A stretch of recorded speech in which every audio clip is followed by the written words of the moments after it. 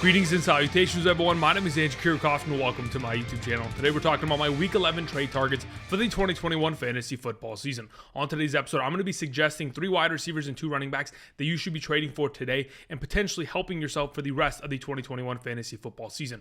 Earlier this week, many of you had already reached out to me and said, Andrew, our trade deadline is coming up this weekend, so I wanted to go ahead and take some time and give you guys my thought process as to why I want these specific 5 prospects, or at least being able to get one of them for the rest of season. Now, of course, many of these prospects are higher valued, but you could potentially buy them low as of this current moment in time because the recent performances and or injuries may have other fantasy managers a bit nervous about their potential the rest of the way, but I'm not too worried about it. I want to go ahead, invest in these players, and for those of you who are in a position where you've already kind of secured yourself a potential playoff spot going into our 2021 fantasy football playoffs between weeks 15 through 17, these players can certainly help you win a championship. So that's what we'll talk about today. If you have not yet already and you're new to the channel, be sure to subscribe. Again, we're making fantasy football content for the entirety of the 2021 season with a singular goal of helping you win a championship. Check out Underdog Fantasy. If you use promo code Andrew today, Underdog Fantasy will be willing to match up to $100 of your first deposit, an extremely generous offer for those of you trying to play the weekly pick'ems, of course, the weekly contests, whether it is the Monday night, the Thursday night football game, the Sunday slate of games.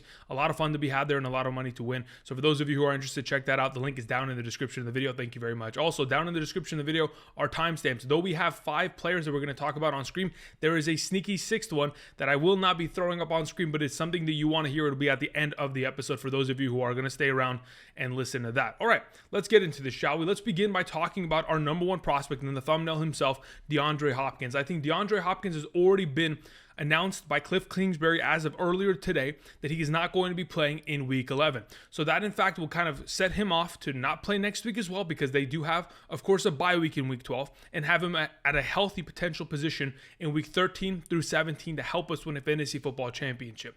Now, the stats that I wanted to go ahead and reiterate in regards to DeAndre Hopkins and the potential that we could see if he's healthy once he returns with Kyler Murray and this Cardinals offense is back to being themselves. Earlier this season, he has dealt with multiple injuries. Of course, in week 3 against the Jacksonville Jaguars, many of us were nervous about potentially playing him because we thought he would be sent out as a distraction. He certainly was, as he was dealing with a rib injury that entire week and was even a game time decision to play. But of course, DeAndre Hopkins has typically been a man that if he is able to play, he will, regardless of whether or not he is in pain or injured. Now, besides that performance of 3.6 fantasy points, he also was injured in that game against the Green Bay Packers on Thursday night, which was pretty much knocked him out for the last couple weeks. In that game, he only put up 7.6 fantasy points and obviously left in the early first quarter, came back a couple plays here and there, but really wasn't much of an impact after that. Outside of the 2 performances in which he was injured this season, in the rest of the games that he has performed, he has been absolutely incredible in a half PPR scoring format. In the other 6 games this season, he has averaged 16.15 fantasy points per game, in which he's averaging 5 catches, 66.5 receiving yards, and 1.17 receiving touchdowns per game. In terms of receiving touchdowns, in comparison to last year with the Arizona Cardinals, with only 6 games this season, he has already matched his entire touchdown total of the entire year prior with the Arizona Cardinals. So again, there's a lot of potential to be had when this man is healthy and ready to go. And a lot of people may, again, be worried. Fantasy managers may not be in a position in which they can hold DeAndre Hopkins on their roster because they have to win now. They have to win this week and in week 12. And if they're not going to have DeAndre Hopkins there available to them, then they might as well go ahead and potentially trade him to try to recoup some value and help them get into the fantasy football playoffs. So for those of you who are in a position that you can go ahead and invest and trade for DeAndre Hopkins, I 100% implore you to do so. Again, his fantasy football playoff matchups, weeks 15 through 17, Detroit, Indianapolis, and Dallas. Those are 3 extremely advantageous games that I, of course, want to play DeAndre Hopkins against. You know, the Detroit Lions, of course, their defense can't stop a soul regardless. The Indianapolis Colts have given up the most receiving touchdowns to opposing wide receivers, and the Dallas Cowboys secondary, though they haven't given up as many touchdowns as Indianapolis, they've certainly given up a bunch of yards. And, you know, the last time the Arizona Cardinals took on the Dallas Cowboys, we all know how that went. Either way, there's a lot of potential to be had with D-Hop. And that is our first suggestion for today. Moving on to our next wide receiver, we have DJ Moore, wide receiver of the Carolina Panthers. He's in a very similar situation. Prior to Sam Darnold completely going off the grid and ending his own career, you know, DJ Moore was an actual viable fantasy football prospect. In fact, between weeks 1 through 4 of the 2021 season, this man was averaging 18.68 fantasy points per game overall, in which he was averaging 7.5 receptions, 99.5 receiving yards, and 0.75 receiving touchdowns per game. Sam Darnold was on fire, and of course, DJ Moore, the number one wide receiver in this offense, was certainly benefiting from that. But unfortunately, Sam Darnold went ahead and threw away his career between weeks 5 through 9, in which he had a 2 touchdown to 8 interception ratio. Now, many of you may be wondering, is DJ Moore going to be able to have a bounce back week and or season as we progress? And I absolutely think that's going to be the case. This last week against the Arizona Cardinals, still didn't have a great overall performance with only 4.4 fantasy points, but let's take this into account. Philip Walker was the quarterback for the entire game. Yes, there was a little bit of Cam Newton, but he wasn't the starter. From here on forth, Cam Newton will be the starting quarterback of this offense, and this offense will see far more opportunities down in the red zone, which will, of course, open up more opportunity for DJ Moore to be similar to what he was earlier in the season. I'm not saying he's going back to scoring 19 fantasy points per game, but I certainly think he'll be far better than the 7.23 that he's averaged in the last 6 weeks. In my opinion, DJ Moore is a great investment to make because not only are you getting a wide receiver that is associated in a great offense that is going to have an upside tick as we progress, but they have a great fantasy football playoff schedule. Though they do play against the Buffalo Bills in week 15, I'm still not too concerned about that because number one wide receivers on the outside have still found themselves a lot of success against that defense in terms of overall fantasy points. But then he gets to take on the Tampa Bay Buccaneers in week 16 and the New Orleans Saints in week 17. And here's why I'm so excited about the potential of a DJ Moore.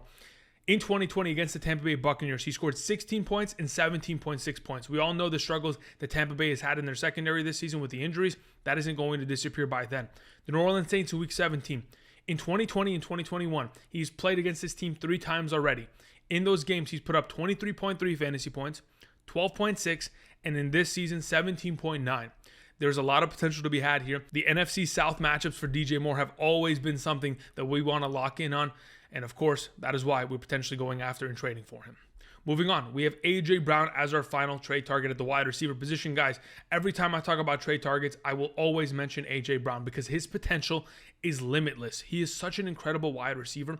And though he is coming off of back-to-back weeks, and what did he put up? I think it was 2.8 fantasy points against the New Orleans Saints, and in the week prior against the Los Angeles Rams put up 6.7.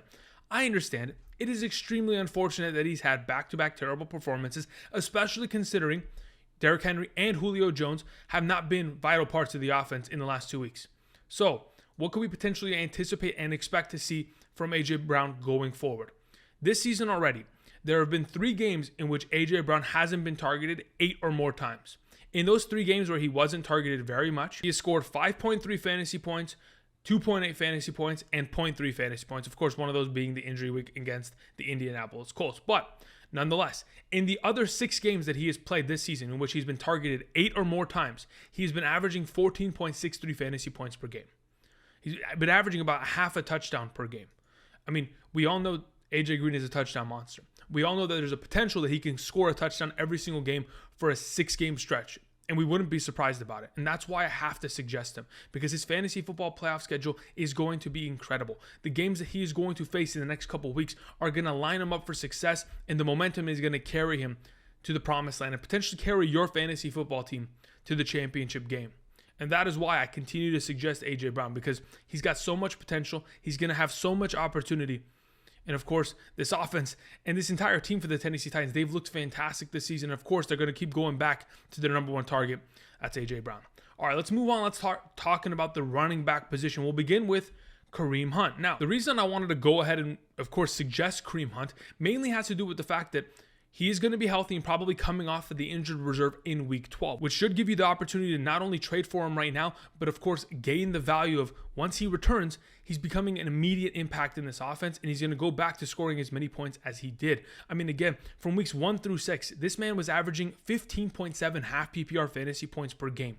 He was scoring 0.83 rushing touchdowns per game. I mean, what more can you ask besides the fact that he was also getting 60 rushing yards per game, 3 catches per game, 26 receiving yards per game? The amount of impact Kareem Hunt had on the entire Cleveland Browns offense is apparent. I mean, we've seen it in the last couple of weeks as this offense has, practically fallen apart. If you get this man back into the lineup, of course, he's going to be not only similar to what he was before, but maybe even better as, of course, we've seen Nick Chubb deal with some injuries this season, and that has obviously held him out. If there's a potential where you can get a scenario in which it's Kareem Hunt by himself in this backfield, we all know what kind of potential success we may be able to see with that. Also, when I look at his fantasy playoff schedule, taking on the Las Vegas Raiders, Green Bay Packers, Pittsburgh Steelers, I think the Vegas Raiders matchup is fantastic. The Green Bay Packers, though they have looked better defensively as of late, they are definitely a team that could certainly give up some points to opposing running backs and have done so over the last 2 years in a wide margin. Of course, the Pittsburgh Steelers in the championship game, I'm not too worried about that. Last time I saw Kareem Hunt take on the Pittsburgh Steelers, this man had himself 2 touchdowns and a fantastic overall game against them. So, in my opinion, Kareem Hunt, trade for him now or forever hold your peace. The final running back option I wanted to mention here is David Montgomery. Again, I will always talk about David Montgomery as someone that I want to invest in.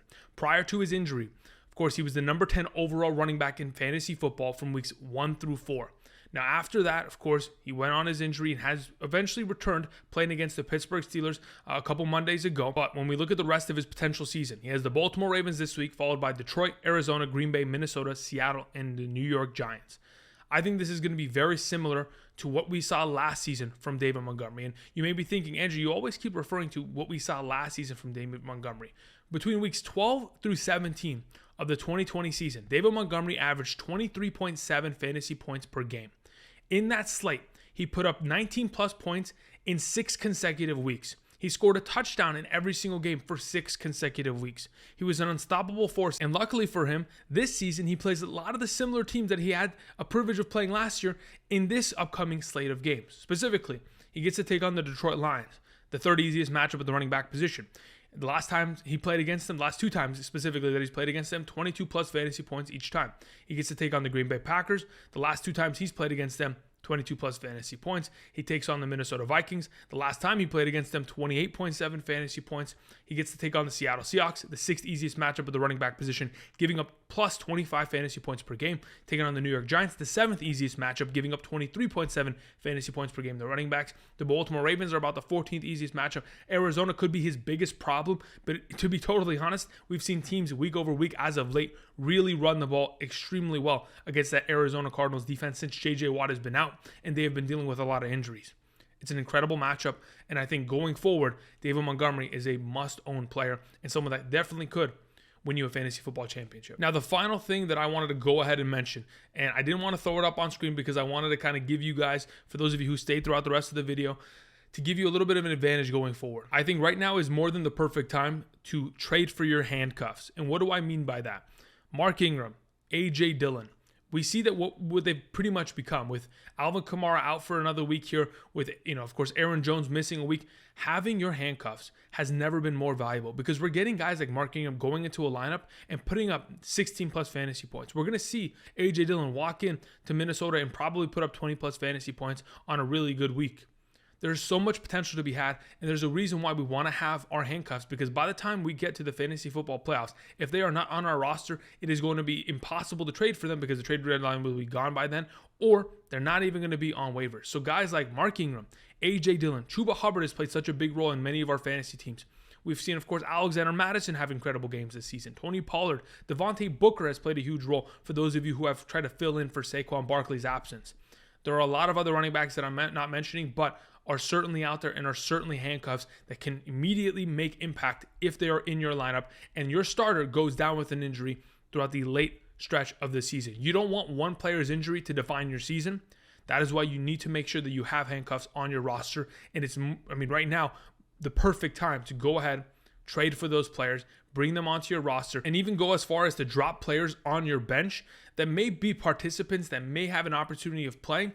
I would be willing to drop the very last player on my bench every single time to make sure that my handcuff is there. Because that's how you win a fantasy football championship, having all of your pieces ready and having the insurance policies to make sure everything goes according to plan. All right, that is my Week 11 trade target discussion and suggestions.